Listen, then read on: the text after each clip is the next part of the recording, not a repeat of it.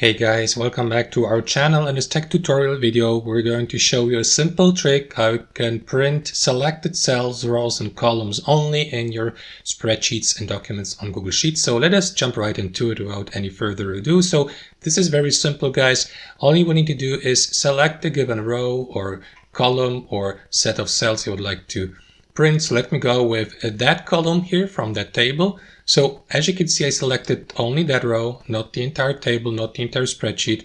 And what you want to do after that is click on File here in the top left, select Print, or use the shortcut Ctrl P.